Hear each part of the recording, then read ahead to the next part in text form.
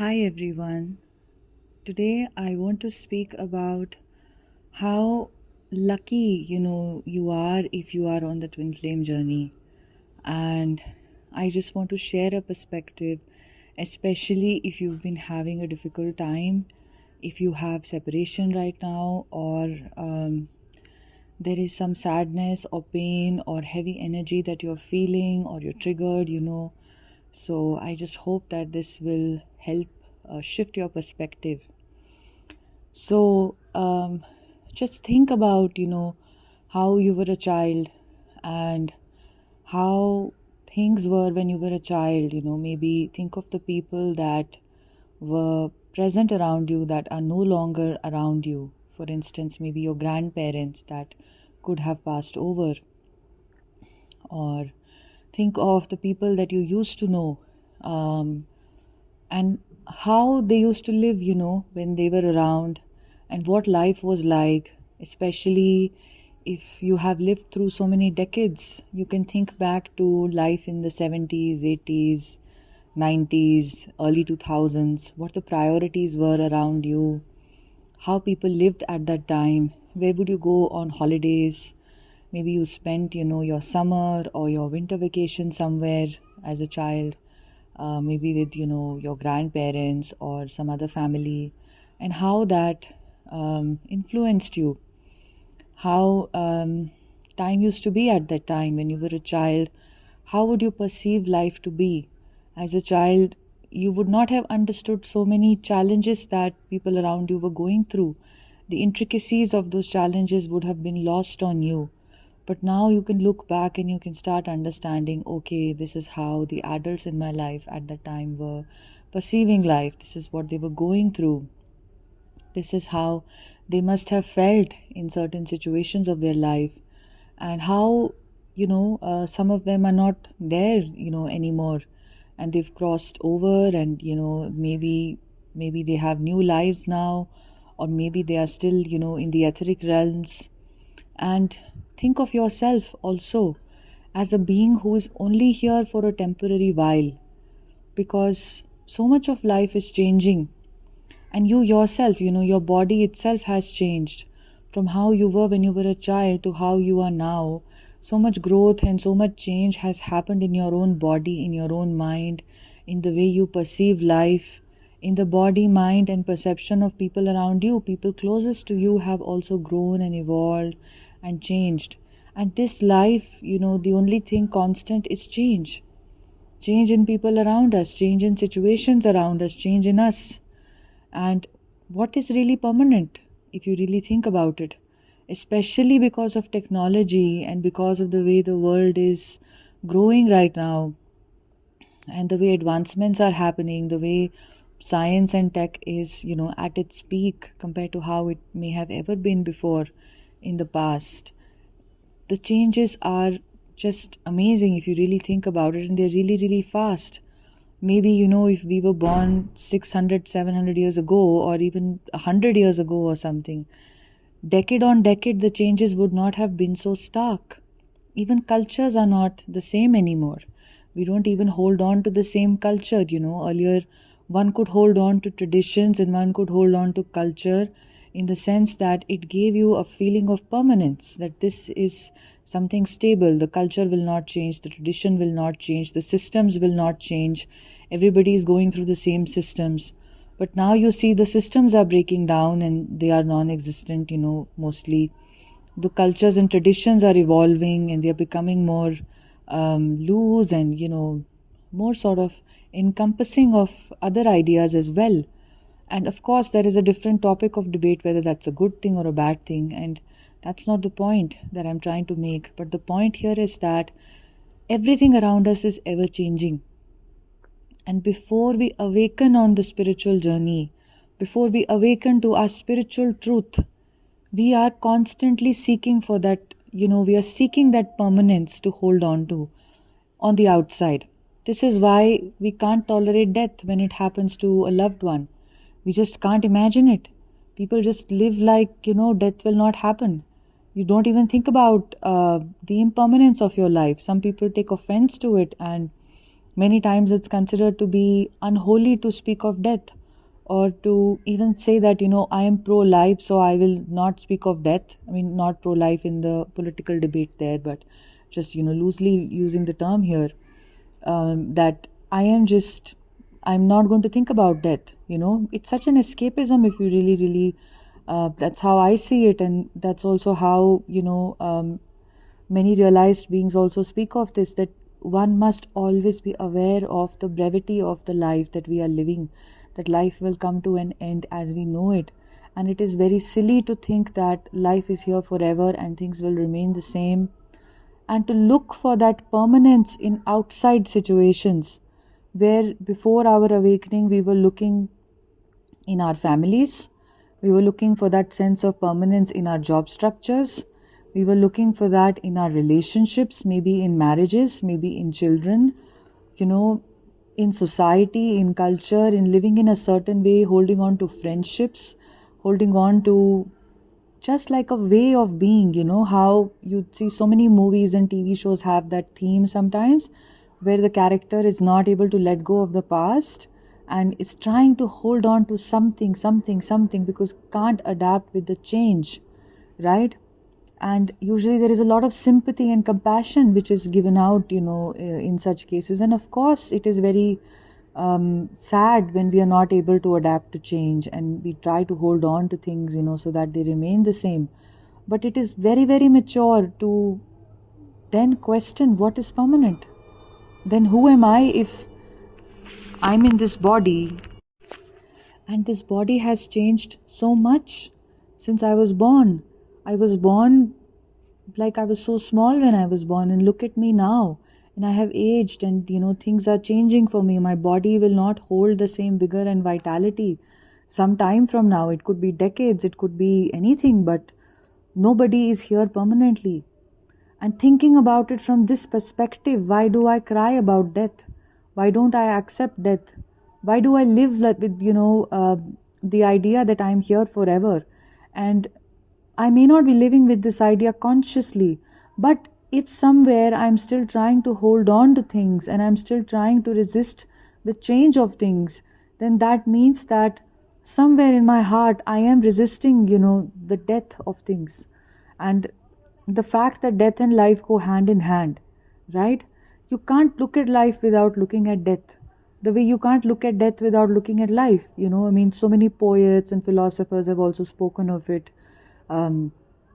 That seasons, for instance, I remember there are, poems on, famous poems on how seasons change, and how like a tree, also just grows from a seed and to like a full-fledged tree, and then the leaves shed, and the tree just allows the leaves to shed. And many trees, the kinds which are not evergreen, the deciduous trees, they shed their leaves completely in the winter, and they are okay with it. They are completely okay with it.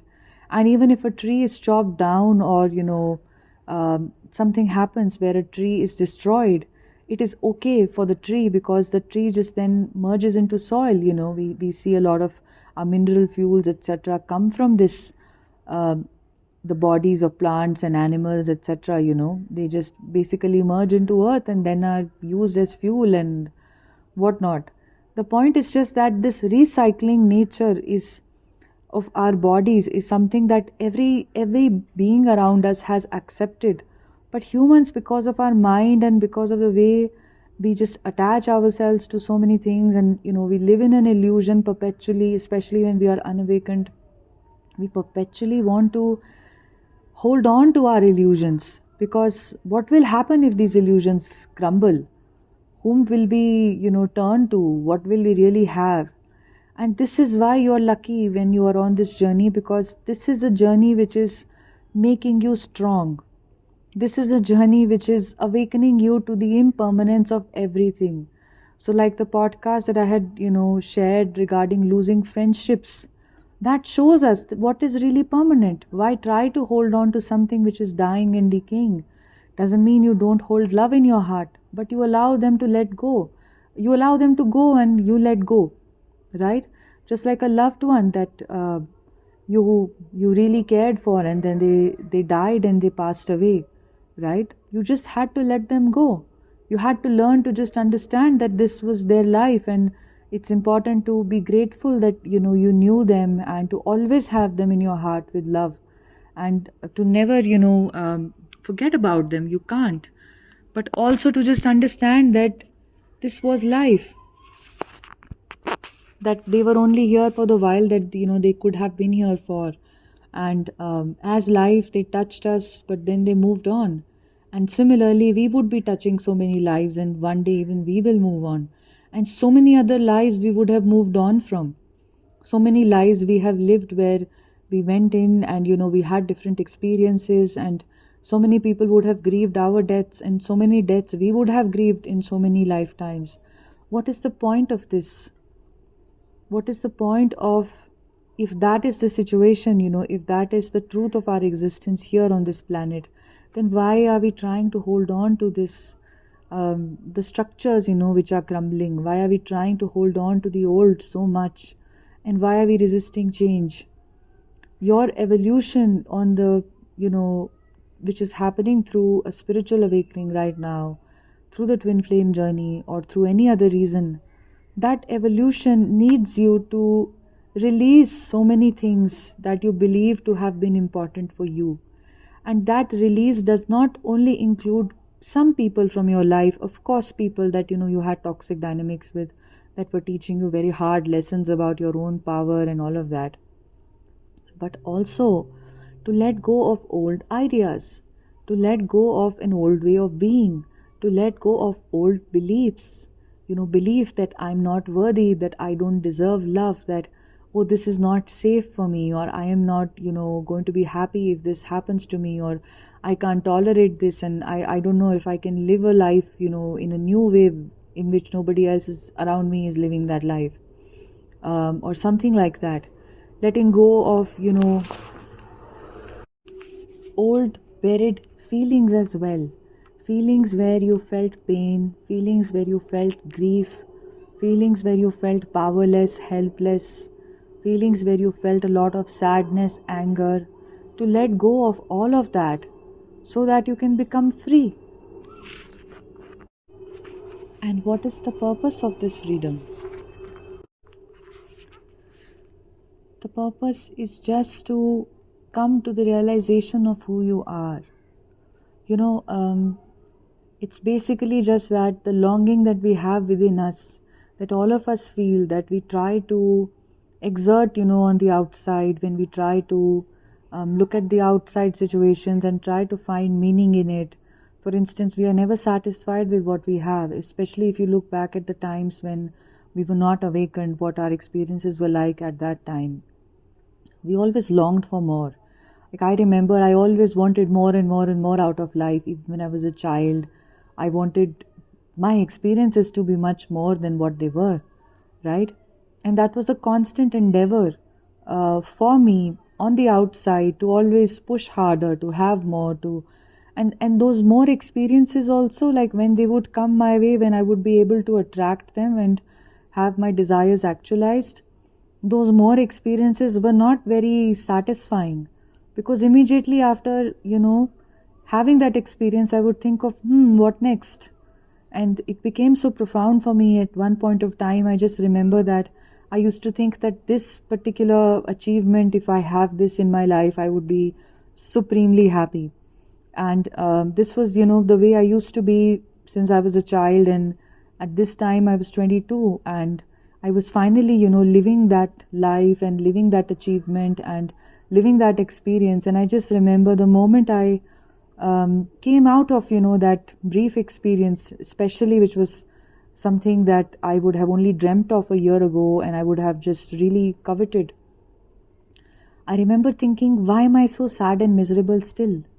Because somewhere we start thinking that the sadness and the way we are feeling inside is going to be it's going to get better once the outside experience is shifted.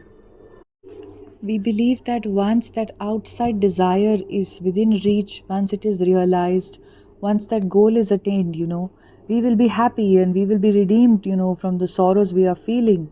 And that never is the case. This is just how life is designed. That you or all of us basically, will chase one illusion after the other, and desire itself is such a big illusion.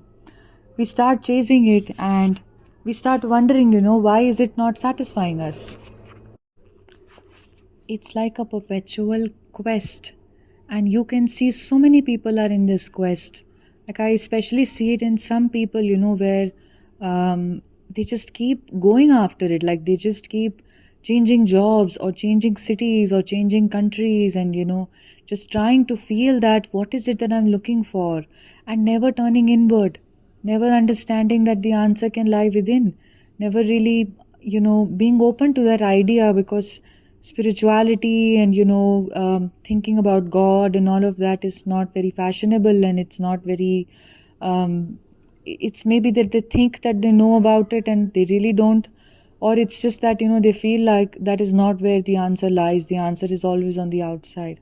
So you're very, very lucky if you're going through a spiritual awakening, because this perpetual quest that somewhere even you would have had deep down is now something that you are finally, going to see light at the end of the tunnel, here.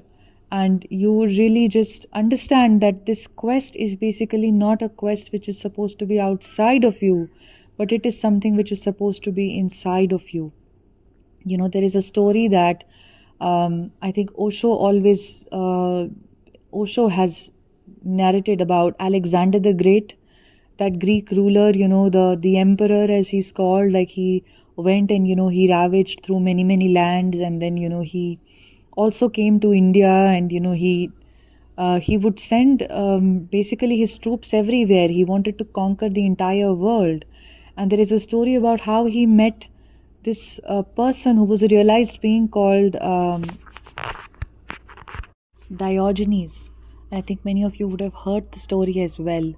So it was about how Diogenes was somebody who didn't even clothe himself. He literally didn't bother, and he would just roll around in the mud because he was just being life. He wasn't really into, propriety and all of that.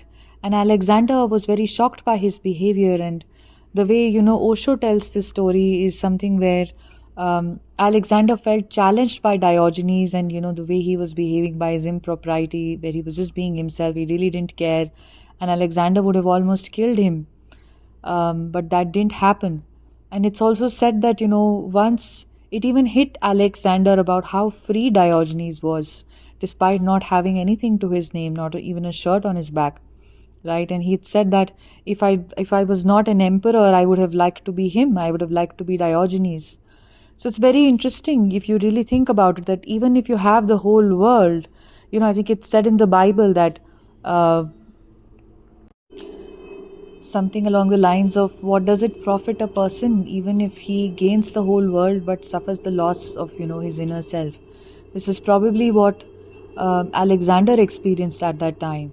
So similarly, with the outside quest, looking for things to satisfy us from the outside, whether a job, money, a title, status, or even our twin flames on the outside, when we seek them on the outside, it never works. Anyway, the twin flame bit I will just come to.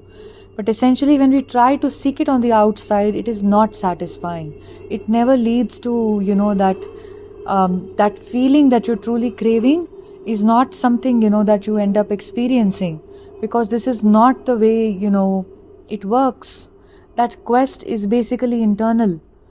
Spiritually speaking, it is said that we basically are just small entities that got separated from the larger supreme consciousness.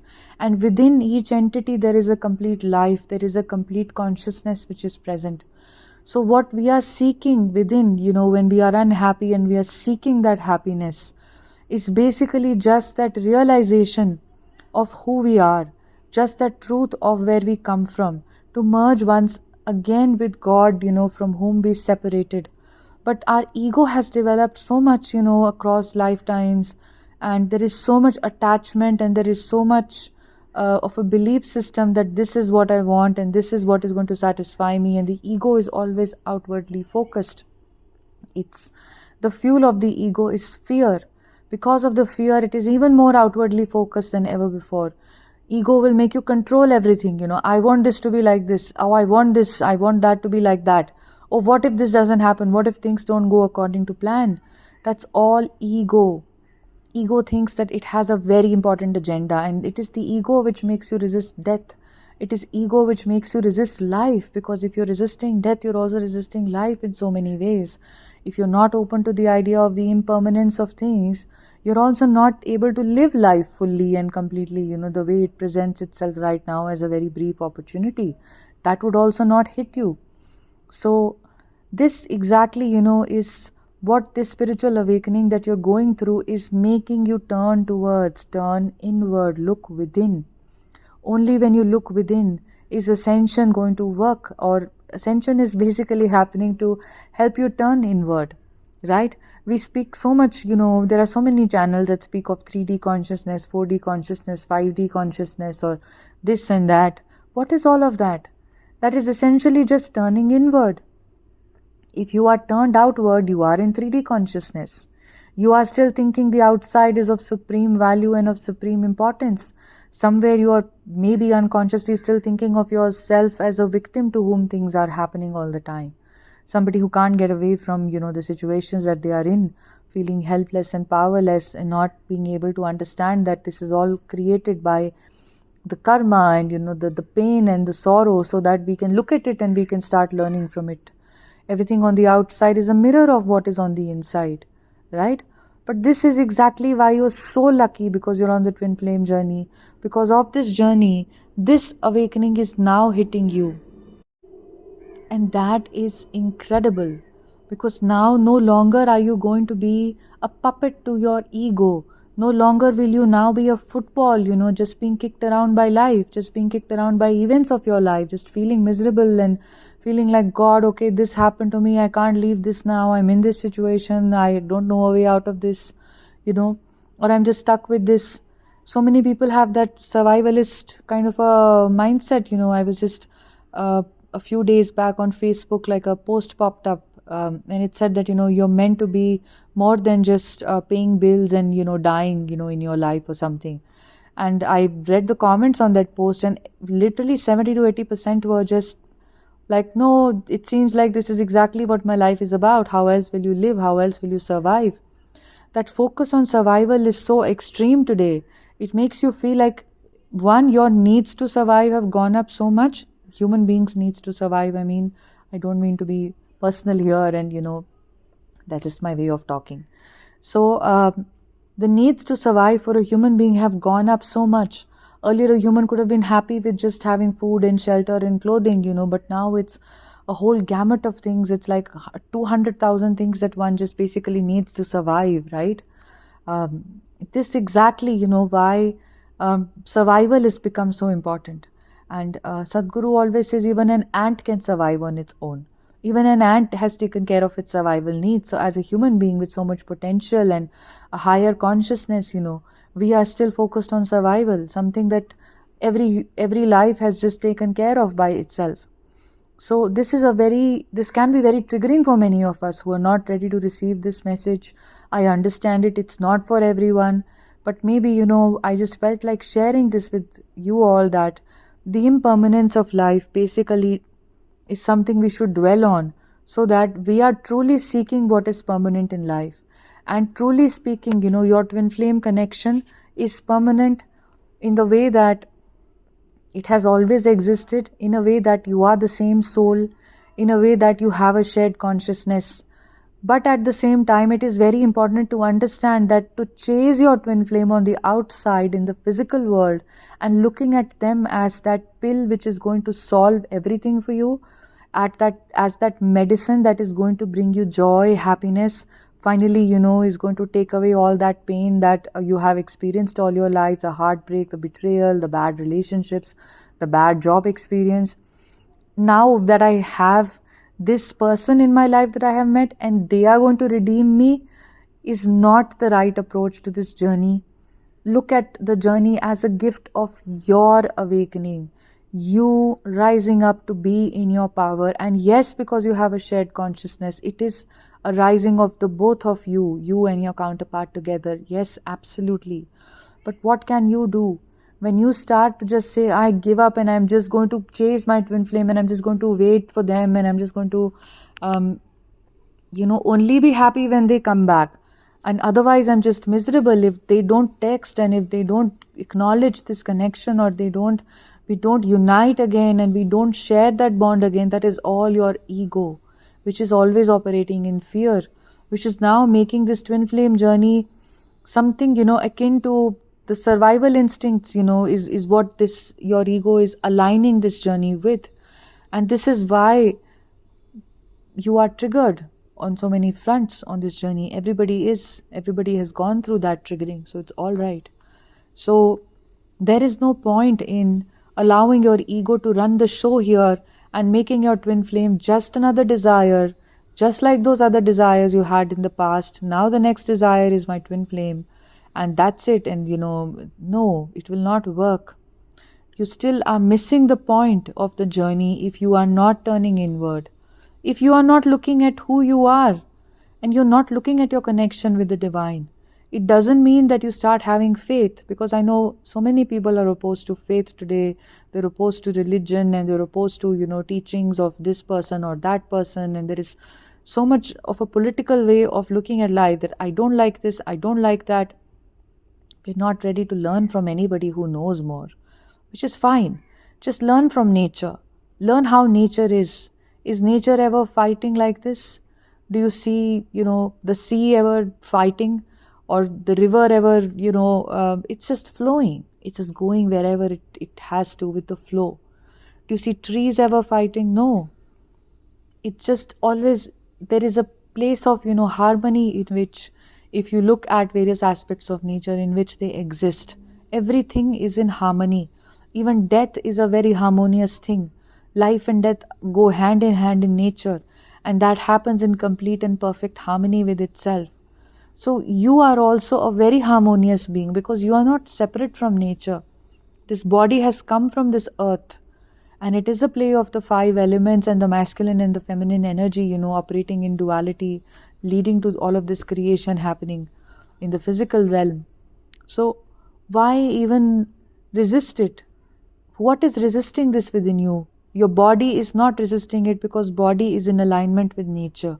Body knows it is here for a finite amount of time, and body, is growing, and it's going along with time and age and everything. You can see the records of that on the body.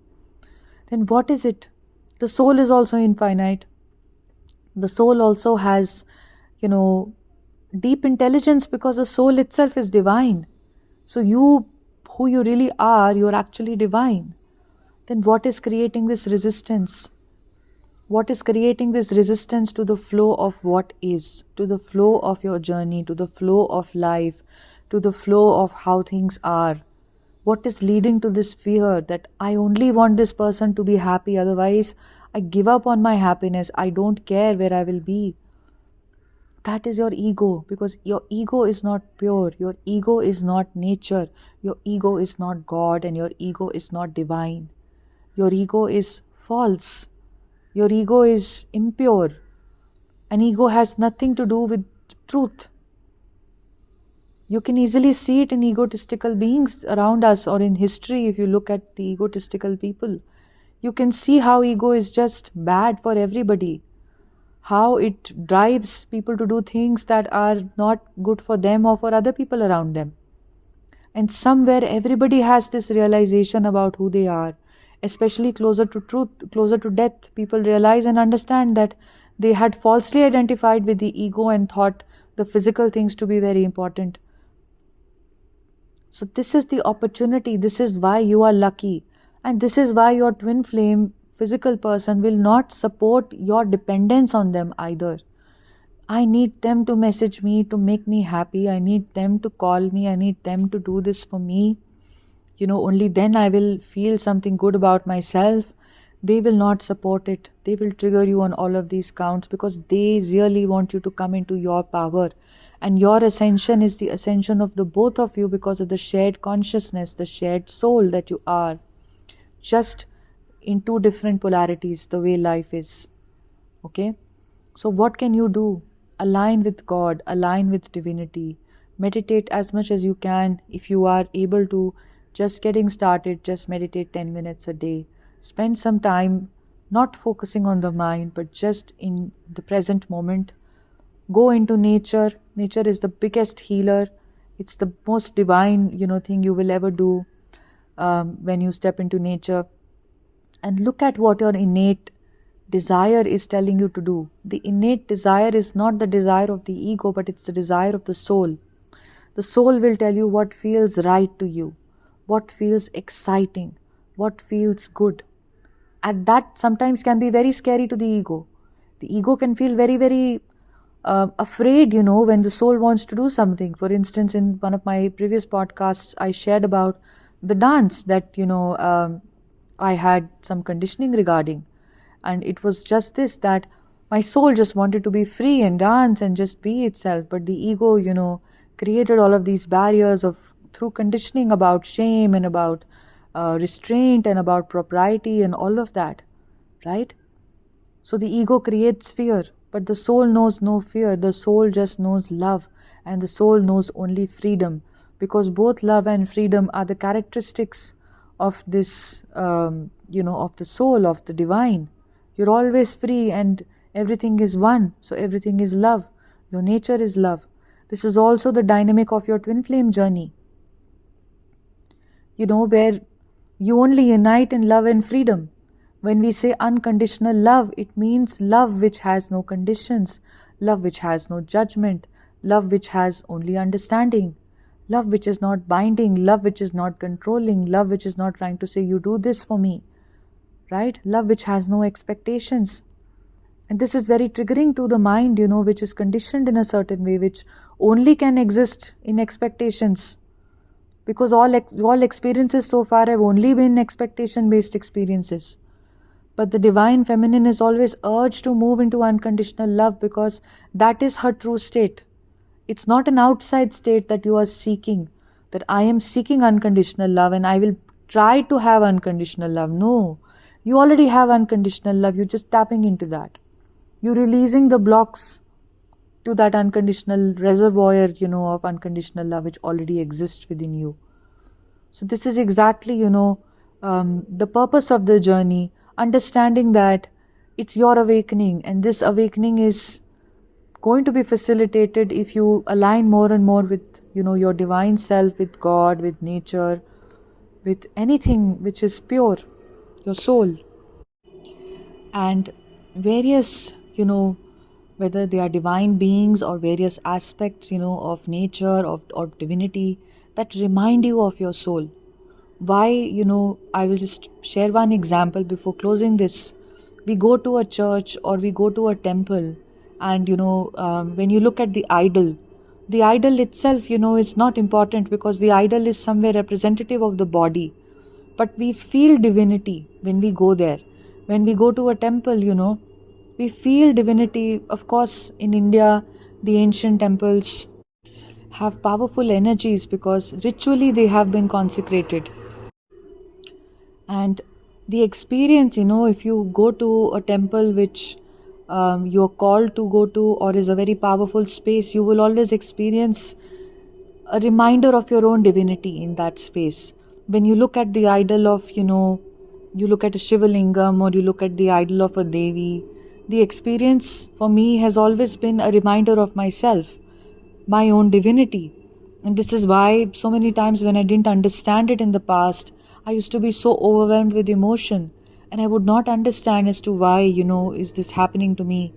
Why am I crying like this just looking at, the Shivalingam, and why do I have tears in my eyes?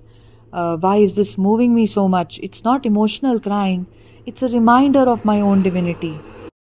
Or when you go to a church, you experience the presence of the divine. You experience that there is something greater here. There is a power here that you can pray to, that you can connect with, that you're taken care of, that you're protected. And this is the same in a mosque, or this is the same in, any kind of a place of worship, a gurudwara or a synagogue or anything else. And simply it's the same in nature as well. Just experiencing nature in its purity It's a reminder of my purity. It's a reminder of the purity I hold within when I look at nature. Just looking at a river flow is my nature as well. The nature of my soul is just flowing, through existence, right? Or looking at flowers just blooming like that. The purpose of our, existence here in this body, just to bloom, make the best qualities of you just bloom the way you're blooming. Your color, the color which may not be anybody else's color. The color that many other people will say, don't bloom this color. It's not the way we bloom. We bloom only red, but you still have to bloom in the way you're blooming, right? This is why just connecting with any aspect of divinity that is bringing you peace, that is setting that reminder for you, is very important on this journey. And it is something that you should definitely, lean towards. And this is also, where you're opening yourself up to your twin flame union. So this is all, guys. I just felt like sharing this today. And if you feel guided to book a one-on-one session with me, my email address is imacomplete@gmail.com. I am available for one-on-one sessions for the next 2 weeks. So you can write to me, but after 2 weeks, I will not be available for the one-on-one sessions for about a few weeks, and then again I'll be available towards the end of last week of October or something like that. So meanwhile, guys, also you all know about the workshop that is coming up on the 24th of September. So now you just have the next 2 to 3 days, I suppose, to register for the workshop. So it is a workshop on inner union, to facilitate the union of your feminine and your masculine energies within you. It's going to be led by an expert, and it's going to be a very powerful workshop, which will help you understand the merger of energies within you. And if you are signing up for this, you will also receive a meditation track that I am creating, which will help you in balancing both your energies by connecting with the highest forms of your feminine and masculine energies. And it will help you to harmonize, the play of those energies within you at an energetic level, which is an experience that I had that I am trying to encapsulate, in the form of a meditation. So I'm very excited to share this combined opportunity with you. It's supremely affordable. It's only rupees 3,500 for both of these things, the track, which is for your future use, as well as this expert-led workshop on inner union. And the date of the workshop is this coming Sunday on the 24th of September at 7:30 p.m. IST, which is, the evening time here in India. So means that it's going to be your afternoon if you're in Europe or the United Kingdom. And if you're going to be in the United States, it's most likely going to be your morning, depending on, your time zone, maybe a little early, or, probably around 8:30 or 9 a.m. or something like that. Since it's a Sunday, you can easily sign up for it. The cost, in US dollars is 48 USD, it's 44 euros, it's 38 GBP.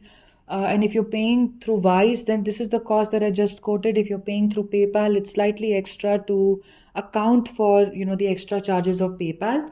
But it's okay, if you're just comfortable with PayPal, you can let me know, and I can let you know, the price for PayPal as well. So do join in, guys.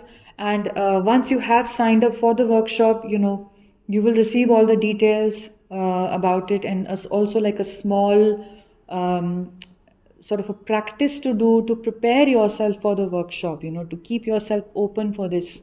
And I'm pretty sure that this workshop will lead to a lot of changes, in your journey. It can lead to reunions. It will shift perspectives within you. And we know what is within definitely gets mirrored without. So it's an incredible opportunity to experience that inner union and see where it takes you.